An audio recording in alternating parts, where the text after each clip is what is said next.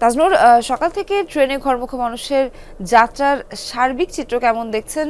কি অবস্থা? সবকিছু ঠিকঠাক মতো হচ্ছে কিনা একটু জানতে চাই। না, সবকিছু ঠিকঠাক মতোই হচ্ছে। আসলে আমরা ১ নম্বর প্ল্যাটফর্মে দাঁড়িয়ে রয়েছি। একটু আগে একটি লোকাল ট্রেন ছেড়ে গেল, সেটি হচ্ছে মহুয়া এক্সপ্রেস নামে একটি লোকাল ট্রেন। এই ঠিক ২ মিনিট আগে এই ১ নম্বর প্ল্যাটফর্মটি ছেড়ে গিয়েছে। তবে একটি হিসেব যদি বলে যে সকাল ৮টা পর্যন্ত ৯টির মতো ট্রেন এখন পর্যন্ত ছেড়ে গিয়েছে এবং প্রত্যেকটি ট্রেনই আসলে একদম সঠিক সময়ে বলা যায়। কোনোটা হয়তো ২ মিনিট ৩ মিনিট এরকম সময় হয়তো দেরি করেছে এবং ট্রেনগুলো ঢুকছে, যেগুলো ট্রেন ঢুকছে সেগুলো আবার পরের যাত্রার জন্য কিন্তু প্রস্তুত হয়ে যাচ্ছে। তার ফলে মনিটরে যে সময়টি দেখানো হচ্ছে সেই সময়ের মোটামুটি আশপাশেই, অর্থাৎ ৩-৪ মিনিট বা সর্বোচ্চ ৫ মিনিট এরকম সময় নিয়েই ট্রেনগুলো ছেড়ে যাচ্ছে। তবে যাত্রীরা যারা ঈদে ঘরে ফিরছেন তারা কিন্তু এই যে প্ল্যাটফর্মে ভিড় করছেন একটু আগে ভাগেই, যেহেতু ঈদযাত্রার ট্রেনে প্রচুর পরিমাণে ভিড় হয় আমরা সবসময় দেখে থাকি।